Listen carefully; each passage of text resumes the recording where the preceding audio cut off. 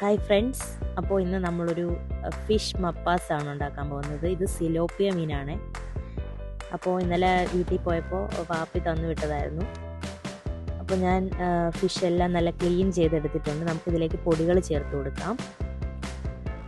ഞാൻ ഉപ്പിട്ട് കൊടുത്തിട്ടുണ്ട്. നമുക്കടുത്തത് മഞ്ഞൾപ്പൊടി ഇട്ട് കൊടുക്കാം.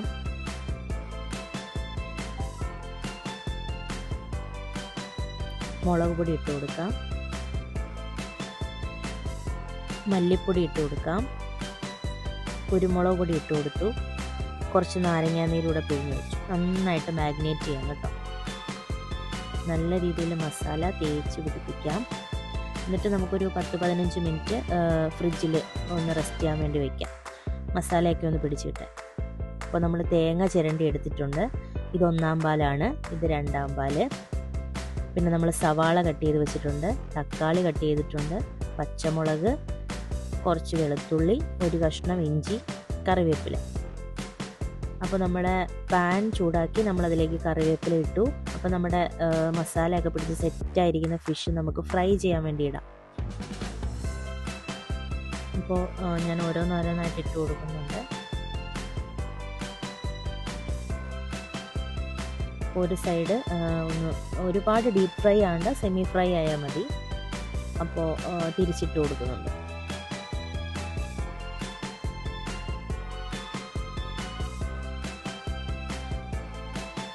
ഇനി അടുത്തത് നമുക്ക് മപ്പാസ് റെഡിയാക്കാനുള്ള ചട്ടി വയ്ക്കാം. അതിലേക്ക് വെളിച്ചെണ്ണ ഇട്ടു, ഇഞ്ചി ഇട്ടു, വെളുത്തുള്ളി ഇട്ട് കൊടുത്തു, കറിവേപ്പില ഇട്ടു, നമ്മൾ അരിഞ്ഞു വെച്ചിരിക്കുന്ന സവാള ഇട്ട് കൊടുത്തു, ഒരു പച്ചമുളക് ഇട്ട് കൊടുത്തു. നന്നായിട്ടെല്ലാം കൂടെ ഒന്ന് മിക്സ് ചെയ്യാം. ഇതെല്ലാം ഒന്ന് വാടി വരുമ്പോൾ മഞ്ഞൾപ്പൊടി, മല്ലിപ്പൊടി, കുരുമുളക് പൊടി, ഇതെല്ലാം കൂടി ഇട്ടിട്ട് നന്നായിട്ട് മിക്സ് ചെയ്യാം. എന്നിട്ട് നമ്മൾ 2-ാം പാലാണ് ഇത് ചേർത്ത് കൊടുക്കുന്നത്.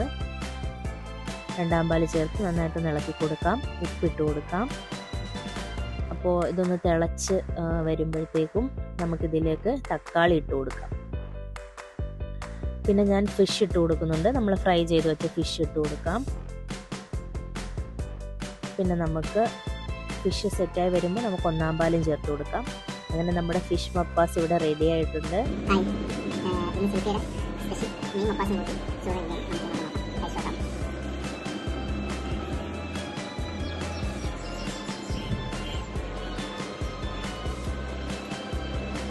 സൂപ്പറാണ്, അടിപൊളി ടേസ്റ്റ് ഉണ്ട്.